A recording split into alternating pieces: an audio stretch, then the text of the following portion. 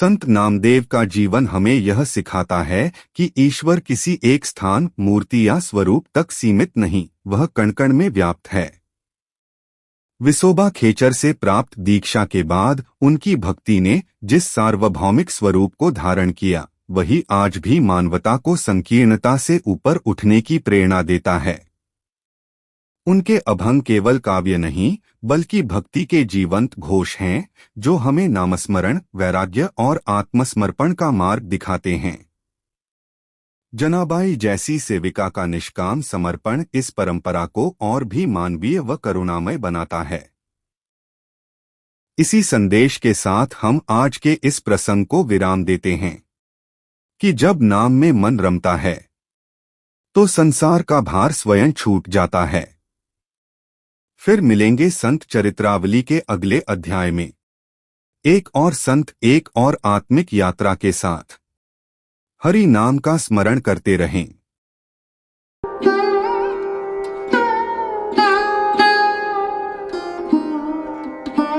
आज हम एक ऐसे संत की कहानी में उतर रहे हैं जिनकी भक्ति इतनी गहरी, इतनी सीधी सच्ची थी कि वो भगवान से ऐसे बात करते थे जैसे कोई दोस्त से करता है।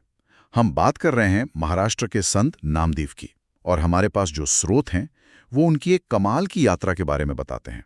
और ये यात्रा सिर्फ चमत्कारों की नहीं है, ये एक भक्त के अंदर चल रहे द्वंद्व की कहानी है। एक ऐसा इंसान जो भगवान को अपने हाथ से खाना खिला सकता था, लेकिन फिर भी उसे बताया गया कि वो आध्यात्मिक रूप से कच्चा है। यही बात मुझे इस कहानी में सबसे ज्यादा खींचती है। कोई इतना पहुंचा हुआ संत कच्चा कैसे हो सकता है? आज हमारा मकसद इसी पहेली को सुलझाना है। हम नामदेव के जीवन के उन पड़ावों को देखेंगे जहां वो एक मूर्ति की भक्ति से निकलकर हर कण में ईश्वर को देखने वाले ज्ञानी बने। बिल्कुल, उनकी कहानी सिर्फ एक जीवनी नहीं, बल्कि भक्ति से ज्ञान तक के सफर का एक नक्शा है। तो चलिए शुरू करते हैं उनके बचपन से, जहां एक छोटा सा बच्चा भगवान को खाना खिलाने की जिद पर अड़ जाता है। नामदेव का जन्म 1269 में पंढरपुर के पास हुआ था, एक दर्जी परिवार में। हाँ, और उनका पूरा परिवार विट्ठल का भक्त था, जिन्हें विठोबा भी कहते हैं। तो ये माहौल नामदेव की रग रग में बस गया था। बिल्कुल, कहते हैं कि 2 साल की उम्र में उनके मुंह से निकला पहला शब्द ही विट्ठल था। और उनके परिवार में वारी की एक बहुत पुरानी और मजबूत प्रथा थी। अब ये वारी सिर्फ साल में 2 बार की जाने वाली तीर्थ यात्रा नहीं है, ये महाराष्ट्र की भक्ति परंपरा का एक जीवित धड़कता हुआ दिल है। लाखों लोग आज भी पंढरपुर तक पैदल यात्रा करते हैं, गाते नाचते हुए। तो भक्ति का ये माहौल उन्हें विरासत में मिला था। तो मतलब माहौल तो था ही, पर नामदेव की भक्ति किसी परंपरा या रस्म की मोहताज नहीं थी। वो तो बस विठोबा में ही डूबे रहते थे। 7 साल की उम्र तक तो हाल ये था कि झांझ लेकर कीर्तन में ऐसे खो जाते थे कि खाना पीना, पढ़ाई लिखाई सब भूल जाते थे। और यहीं पर वो मशहूर घटना होती है जो उनकी भक्ति की गहराई दिखाती है। एक दिन उनकी माँ कुनाबाई ने उन्हें थाली में भोग लगाकर मंदिर भेजा और कहा, जाओ विठोबा को भोग लगाओ। नामदेव मंदिर पहुंचे, मूर्ति के सामने थाली रखी और बड़े भोलेपन से कहा, खाइए प्रभु। और जब मूर्ति से कोई हरकत नहीं हुई तो उन्हें लगा कि शायद भगवान उनसे नाराज हैं। वो जिद करने लगे, रोने लगे और कहने लगे, जब तक आप खाएंगे नहीं मैं यहां से नहीं जाऊंगा। उनकी ये जिद एक बच्चे की मासूमियत थी, जिसमें कोई शक नहीं था। और तब, जैसा कि स्रोत बताते हैं, एक चमत्कार हुआ। पत्थर की मूर्ति में जान आ गई। भगवान विठोबा ने एक इंसान का रूप लिया और उस बच्चे के हाथ से खाना खाया। अच्छा, और अगले दिन जब उनकी माँ ने छिपकर ये पूरा नजारा देखा तो उनकी आंखों में आंसू आ गए। वो समझ गईं कि उनका बेटा कोई आम बच्चा नहीं है। हाँ, लेकिन एक माँ के लिए ये चिंता की बात भी तो होगी। उनका बेटा दुनियादारी, पढ़ाई या अपने पुश्तैनी काम यानी सिलाई कढ़ाई में बिल्कुल ध्यान नहीं देता था। उसका तो बस एक ही काम था, मंदिर में विठोबा की सेवा। और ये उनके जीवन की एक बड़ी दिलचस्प बात है। एक तरफ तो वो आध्यात्म में इतनी ऊंचाई पर थे और दूसरी तरफ उन्हें दुनियादारी से कोई लेना देना ही नहीं था। परिवार में गरीबी थी, पर नामदेव को इसकी कोई परवाह नहीं थी। इसी से जुड़ी एक बड़ी मजेदार कहानी है। एक बार उनके पिता ने तंग आकर उन्हें जबरदस्ती कपड़ों की गठरी देकर बाजार भेजा कि जाकर कुछ कमाओ। और नामदेव बाजार तो गए, पर कपड़े बेचने के बजाय एक पत्थर पर बैठ गए और भजन गाने लगे। शाम को जब मंदिर जाने का समय हुआ तो उन्हें याद आया कि कपड़े तो बिके ही नहीं, अब पिताजी गुस्सा करेंगे। तो उन्होंने एक अनोखा हल निकाला। उन्होंने सारे कपड़े उसी पत्थर को बेच दिए जिस पर वो बैठे थे, और पास वाले एक दूसरे पत्थर को गवाह मतलब प्रतिभू बना दिया। ये कहानी सिर्फ एक चमत्कार से ज्यादा है ना? हाँ, ऐसा लगता है कि नामदेव के लिए सांसारिक लेन देन का कोई मतलब ही नहीं रह गया था। उनके लिए एक पत्थर और एक ग्राहक में कोई फर्क ही नहीं था। बिल्कुल सही। ये संसारिक तर्क से परे की सोच है। और कहानी आगे बढ़ती है। जब पिता ने गुस्से में पूछा कि पैसे कहाँ हैं, तो नामदेव ने कहा, मैंने कपड़े पत्थर को बेच दिए हैं और दूसरा पत्थर गवाह है। पिता तो आग बबूला हो गए होंगे। जाहिर है। उन्होंने कहा, जाओ उस गवाह पत्थर को घर ले आओ। नामदेव उस पत्थर को घर ले आए और एक कमरे में बंद कर दिया। और अगली सुबह जब दरवाजा खोला तो पत्थर की जगह सोने का एक बड़ा सा टुकड़ा रखा था। तो एक तरह से भगवान खुद उनके सांसारिक मामलों का ध्यान रख रहे थे, लेकिन परिवार तो फिर भी गरीबी में जी रहा था। उनकी पत्नी राधाबाई थी, और हमें उनकी सेलिका जनाबाई का भी जिक्र करना होगा। वो खुद एक महान भक्त थीं। बिल्कुल। जनाबाई की भक्ति भी असाधारण थी। वो खुद को अपनी कविताओं में नामदेव की जानी कहती थीं। उनकी भक्ति इतनी सरल और गहरी थी कि कहा जाता है कि जब वो घर के काम करती थीं, जैसे चक्की पीसना, तो भगवान विठ्ठोबा खुद आकर उनकी मदद करते थे। वाह!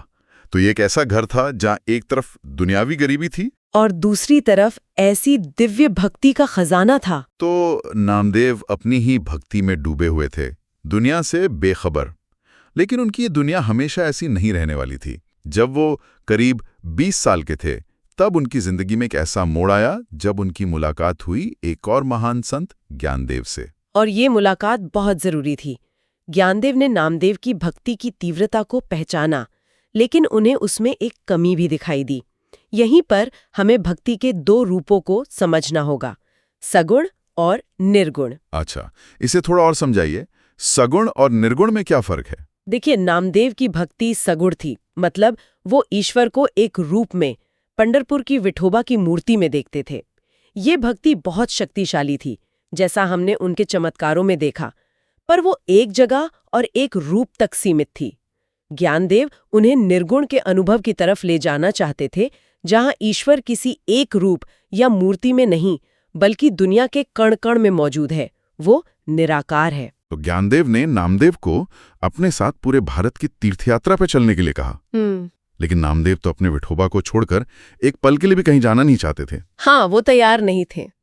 लेकिन ज्ञानदेव जानते थे कि नामदेव के आध्यात्मिक विकास के लिए ये यात्रा जरूरी है। उन्हें उस मूर्ति से आगे की दुनिया दिखानी थी।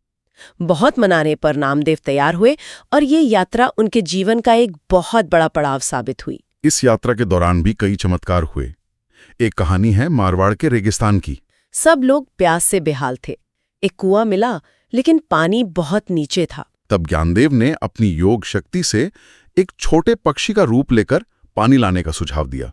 लेकिन नामदेव ने कहा, इसकी क्या जरूरत है? उन्होंने बस आंखें बंद करके अपने विठोबा से प्रार्थना की, और कहते हैं कि कुएं का पानी खुद ब खुद ऊपर तक आ गया और सबने अपनी प्यास बुझाई। ये उनकी सगुण भक्ति की शक्ति का एक और प्रमाण था। एक और ऐसी ही घटना नागनाथपुरी के मंदिर की है। वहां के पुजारियों ने उन्हें मंदिर के अंदर कीर्तन करने से रोक दिया। हाँ, तो नामदेव मंदिर के पीछे चले गए और वहीं बैठकर कीर्तन करने लगे। और फिर उसकी कोई कल्पना नहीं कर सकता। मंदिर का मुख्य द्वार जो पूरब की ओर था, वो पूरा का पूरा घूमकर पश्चिम की ओर हो गया, ठीक नामदेव के सामने। ये घटनाएं दिखाती हैं कि उनकी भक्ति में कितनी ताकत थी। लेकिन ज्ञानदेव जानते थे कि असली मंजिल अभी भी दूर है। और असली परीक्षा तो तीर्थ यात्रा से लौटने के बाद हुई। ये उनके जीवन का सबसे बड़ा टर्निंग पॉइंट था। एक दिन सभी संत, जिनमें ज्ञानदेव, निवृत्तिनाथ और बाकी लोग शामिल थे, एक जगह इकट्ठे हुए। वहां गोरा नाम के एक कुम्हार संत भी थे। और संत मंडली ने मजाक में गोरा से कहा, आप तो कुम्हार हैं, आप बर्तनों को ठोक कर पता लगा लेते हैं कि कौन सा बर्तन कच्चा है और कौन सा पक्का। क्या आप हम में से भी जांच कर बता सकते हैं कि कौन अभी आध्यात्मिक रूप से कच्चा है? ये तो बड़ी अजीब परीक्षा थी। हाँ, और गोरा कुम्हार ने इसे गंभीरता से ले लिया। उन्होंने अपनी लकड़ी की थापी उठाई, जिससे वो बर्तनों को जांचते थे, और एक एक करके सबके सिर पर हल्के से मारने लगे। और बाकी सब संत तो शांत रहे। लेकिन जैसे उन्होंने नामदेव के सिर पर थापी मारी, वो दर्द से चिल्ला उठे। ये तो बहुत बड़ा झटका लगा होगा उन्हें। जिस भक्ति के दम पर वो चमत्कार कर रहे थे, उसी को कच्चा कह दिया गया। उन्होंने इस अपमान पे कैसी प्रतिक्रिया दी? वो अपमान और दुख से भर गए। बाकी सब संत उन पर हंस रहे थे। वो सीधा दौड़ते हुए अपने दोस्त, अपने भगवान विठोबा के पास पहुंचे और शिकायत करने लगे। उन्होंने कहा, ये क्या मजाक है, मेरा ऐसा अपमान क्यों हुआ?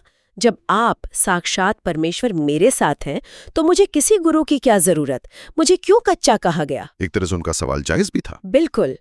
और तब विठोबा ने उन्हें जो समझाया वही इस कहानी का सार है। विठोबा ने कहा, नामदेव, तुम मुझसे प्रेम करते हो, यह सच है, लेकिन तुमने मुझे पूरी तरह से जाना नहीं है। तुमने मेरे सिर्फ एक रूप को देखा है, मेरे विराट स्वरूप को नहीं। और उन्होंने नामदेव को चुनौती दी। हाँ, उन्होंने कहा, ठीक है, अगर तुम मुझे पूरी तरह जानते हो तो कल मैं तुम्हारे सामने से गुजरूंगा, मुझे पहचान कर दिखाना। और अगले दिन क्या हुआ? अगले दिन नामदेव मंदिर के बाहर खड़े होके इंतजार करने लगे। उनके सामने से कई लोग गुजरे। एक पठान घुड़सवार भी अपने शानदार घोड़े पर वहां से गुजरा, लेकिन नामदेव ने उस पर ध्यान नहीं दिया। और बाद में विठोबा ने उन्हें बताया कि वो पठान घुड़सवार मैं ही था। नामदेव उन्हें पहचान नहीं पाए। उस एक पल में उन्हें अपनी कमी का एहसास हो गया होगा कि भक्ति और ज्ञान में एक फासला है। ठीक यही हुआ। उन्हें समझ आया कि ईश्वर को सिर्फ एक मूर्ति या एक रूप में जानना अधूरा ज्ञान है। उन्होंने अपनी हार मानी और विठोबा से एक गुरु का मार्ग दिखाने की प्रार्थना की। तब विठोबा ने उन्हें अवंध्या गांव में विसोबा खेचर नाम के एक गुरु के पास भेजा। और विसोबा खेचर से उनकी मुलाकात भी बड़ी नाटकीय थी। नजारा देखा, एक आदमी शिवलिंग पर ही अपने पैर रखकर आराम से सो रहा था। ये देखकर तो उन्हें बहुत गुस्सा आया होगा। जाहिर है, उन्हें लगा कि ये भगवान का घोर अपमान है। उन्होंने उस आदमी को झकझोर कर उठाया और डांटते हुए कहा, तुम्हें शर्म नहीं आती? भगवान के सिर पर पैर रख के सो रहे हो? और वो आदमी जो असल में विसोबा खेचर ही थे। हाँ, उन्होंने बड़ी शांति से आंखें खोली और कहा, भाई, मैं बूढ़ा आदमी हूं, मुझ में उठने की ताकत नहीं है। तुम ही कृपा करके मेरे पैर उठाकर ऐसी जगह रख दो जहां भगवान न हो। वाह, क्या जवाब था। यही वो पल था। नामदेव ने गुस्से में उनके पैर उठाए और दूसरी दिशा में रख दिए, लेकिन जैसे ही उन्होंने पैर नीचे रखे, जमीन से एक और शिवलिंग प्रकट हो गया। हाँ, वो हैरान रह गए। उन्होंने फिर पैर उठाए और किसी और दिशा में रखे, वहां भी एक शिवलिंग निकल आया। वो मंदिर में जिस भी कोने में, जिस भी दिशा में विसोबा के पैर रखते, वहीं पर एक शिवलिंग प्रकट हो जाता। थोड़ा रुककर, मतलब पूरा मंदिर, हर एक इंच जमीन ईश्वर से भरी हुई थी। बिल्कुल। नामदेव का सारा अहंकार, सारा गुस्सा, सारा सीमित ज्ञान एक पल में चूर चूर हो गया। उनकी आंखों से आंसू बहने लगे। उन्हें परम सत्य का बोध हो गया। ईश्वर सिर्फ पंढरपुर की मूर्ति में नहीं, वो सर्वव्यापी है, वो हर जगह है। उन्होंने विसोबा खेचर के चरणों में खुद को समर्पित कर दिया और उनसे दीक्षा ली। इस एक अनुभव ने नामदेव को पूरी तरह बदल दिया। पूरी तरह से। विसोबा ने उन्हें समझाया, ये दुनिया और भगवान दोनों अलग नहीं हैं, ये एक ही हैं।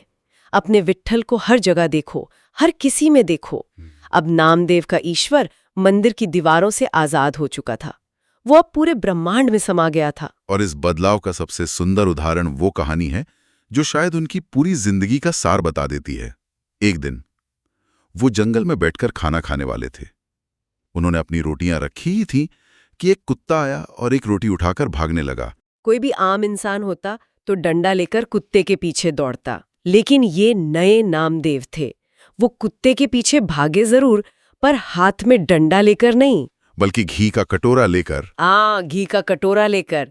और वो दौड़ते हुए चिल्ला रहे थे, हे विश्वेश्वर, रुको प्रभु, रुखी रोटी क्यों खाते हो, जरा इस पर घी तो लगा लेने दो। ये सोचने में भी अजीब लगता है, अपनी रोटी लेकर भाग रहे कुत्ते के पीछे घी का कटोरा लेकर दौड़ना। ये सिर्फ किताबी ज्ञान नहीं है, ये उस परम सत्य को जीने की अवस्था है। मुझे लगता है कि ये एक ही घटना उनके पूरे जीवन के सार को बता देती है। यही आत्म साक्षात्कार की पराकाष्ठा थी। उन्हें अब उस कुत्ते में कोई जानवर नहीं, बल्कि अपना वही ईश्वर, अपना विठोबा दिख रहा था। इस ज्ञान को पाने के बाद उन्होंने ज्यादा लंबा जीवन नहीं जिया। मात्र 26 साल की उम्र में 1295 ईस्वी में उन्होंने समाधि ले ली, लेकिन अपने पीछे वो भक्ति रस से भरे लगभग 4000 अभंग छोड़ गए। और अभंग सिर्फ कविताएं नहीं है ना? नहीं, ये महाराष्ट्र की एक खास काव्य शैली है जिसे गाया जाता है। ये भक्ति और दर्शन से भरे हुए पद हैं।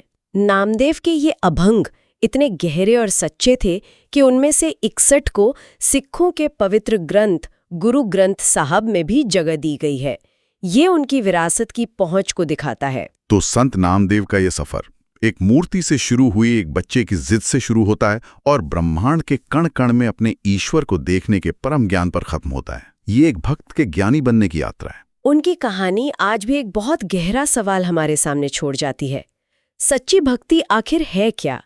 क्या ये किसी एक रूप, एक मूर्ति या एक खास जगह तक ही सीमित है, या फिर ये उस परम चेतना को हर जीव में, हर वस्तु में महसूस करने की एक अवस्था है?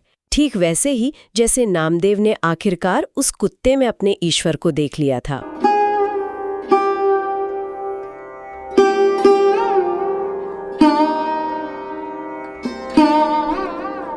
संत नामदेव का जीवन हमें यह सिखाता है कि ईश्वर किसी एक स्थान, मूर्ति या स्वरूप तक सीमित नहीं, वह कण-कण में व्याप्त है। विसोबा खेचर से प्राप्त दीक्षा के बाद उनकी भक्ति ने जिस सार्वभौमिक स्वरूप को धारण किया, वही आज भी मानवता को संकीर्णता से ऊपर उठने की प्रेरणा देता है। उनके अभंग केवल काव्य नहीं, बल्कि भक्ति के जीवंत घोष हैं, जो हमें नामस्मरण, वैराग्य और आत्मसमर्पण का मार्ग दिखाते हैं। जनाबाई जैसी सेविका का निष्काम समर्पण इस परंपरा को और भी मानवीय व करुणामय बनाता है। इसी संदेश के साथ हम आज के इस प्रसंग को विराम देते हैं कि जब नाम में मन रमता है, तो संसार का भार स्वयं छूट जाता है।